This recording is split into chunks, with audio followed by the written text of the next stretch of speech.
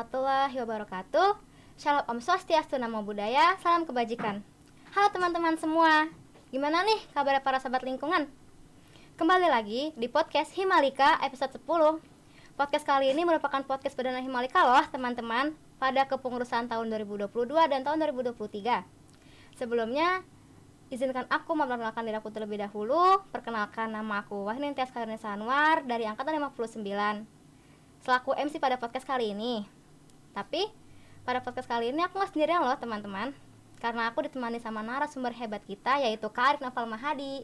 Halo Kak Arik. Halo. Gimana Kak kabarnya Kak? Sehat, alhamdulillah. Tias gimana kabarnya? Alhamdulillah sehat juga Kak. Kan aku udah tahu nih kesibukan Kak Arik sebagai asisten dosen ya Kak. Tapi sebenarnya ada nggak sih Kak kesibukan lain selain jadi asisten gitu Kak?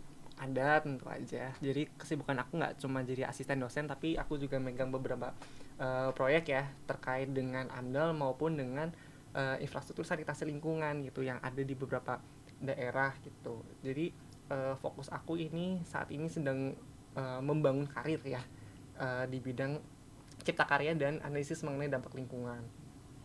Wah, lumayan capek dong ya Kak? Ya dibilang capek tapi kita enjoy aja ya, jangan dibikin beban gitu, have fun gitu. Tadi kan aku udah mengenal sedikit nih tentang Kak Arik. Sekarang aku izin membacakan profil Kak Arik sedikit ya Kak. Oke, boleh.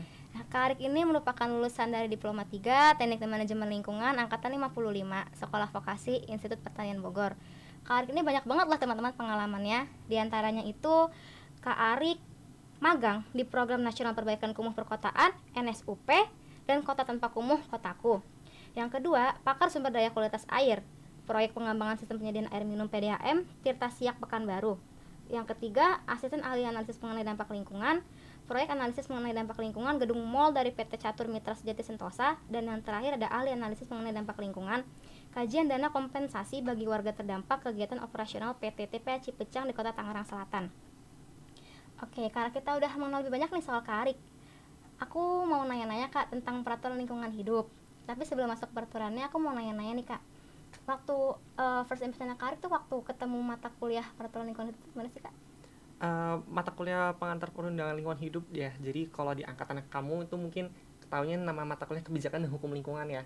Mungkin kalau di angkatan sebelum kamu berarti mulai dari 58, 57, 56 sampai angkatan aku di angkatan 55 itu namanya PPLH, namanya pengantar peraturan lingkungan hidup. Jadi sebenarnya isi kontennya tuh sama ya. Jadi kita bahas terkait landasan hukum peraturan lingkungan itu baik secara lingkungan fisik maupun non fisik ya. Kalau kita bicara lingkungan fisik kan berarti kita bicara soal air, tanah, udara gitu. Kalau kita bicara lingkungan non fisik kan kita juga bicara terkait dengan ekosistemnya. Ya berarti kita bicara terkait dengan keseimbangan alam ya, stabilitas ekosistemnya itu perlu kita kelola dalam bentuk konservasi ya. Itu yang harus kita pelajari juga dasar hukumnya seperti apa. Nah, nanti itu sebagai bentuk pengelolaan dan pemantauan lingkungan kita sebagai seorang engineer ataupun sebagai seorang ahli lingkungan. Oke. Kalau menurut Kak Arik nih, seberapa penting dan seberapa pengaruhnya sih Kak peraturan lingkungan hidup terhadap perkembangan bangsa dan negara Indonesia? Oh, jelas berpengaruh. Jadi pengaruhnya itu secara tidak langsung ya, itu kita sebagai bentuk pengawasan kita ya, bentuk pengawasan kita sebagai seorang pengamat ataupun sebagai ahli lingkungan dalam kita mengelola maupun memantau lingkungan. Nah, secara langsung itu sebagai pakem ya, sebagai aturan dasar kalau kita mau berbuat sesuatu terhadap lingkungan itu kita ada aturannya loh. Kita ada batasan-batasan yang tidak boleh kita langgar. Ada yang beberapa hal yang bisa kita toleransi, misalkan oh kita boleh kok ngambil air, tapi jangan lupa hasil air yang kita gunakan itu tidak boleh dalam bentuk kotor, berarti harus diolah dulu supaya bisa bersih ya. Contoh juga misalkan kita udara kan kita mengambil udara nih, kita hidup sehari-hari kan kita menghirup udara. Nah, itu perlu kita olah juga ya, misalkan dari kegiatan industri itu perlu juga kita olah udaranya supaya ketika dibuang ke udara luar itu sudah tidak berpolusi. Nah, itu batasan-batasan itu yang perlu kita perhatikan dalam peraturan perundangan. Itu konsentrasi seberapa besar itu ada aturannya juga. Oke. Aku mau singgung sedikit nih Kak tentang Undang-Undang Cipta Kerja. Kalau menurut Kak Arik nih, hal-hal apa saja yang dirasakan pasca terciptanya UU Cipta Kerja nomor 11 tahun 2020 Kak? Banyak ya, kalau kita bicara Undang-Undang Cipta Kerja itu, karena Undang-Undang Cipta Kerja ini sebenarnya mengatur banyak sektor ya, terutama dalam sektor lingkungan, kehutanan, pekerjaan umum, perumahan rakyat, itu yang salah satu yang dipelajari di bidang lingkungan ya, di program studi kita, di program studi teknik dan manajemen lingkungan itu kita banyak sekali mempelajari terkait dengan pengelolaan lingkungan hidup, khususnya di bidang infrastruktur sanitasi lingkungan dan di bidang konservasi sumber daya alam dan ekosistem.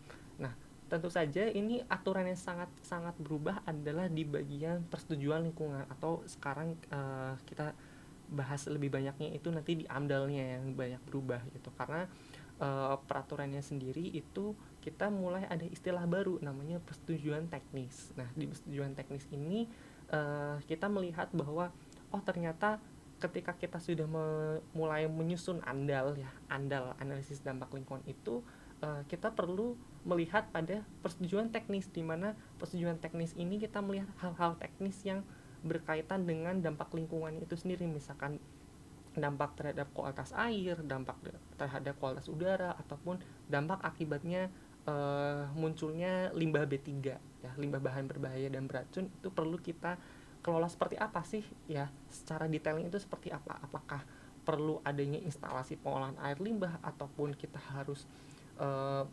membangun air purifier ya untuk penjernih udaranya, atau alat-alat semacam itu perlu kita lihat secara lebih detail itu pada persetujuan teknis di Undang-Undang Cipta Kerja. Nah, sebagai aturan turunannya ini kebetulan kita punya peraturan turunan, yaitu di Peraturan Pemerintah Nomor 22 Tahun 2021 ya.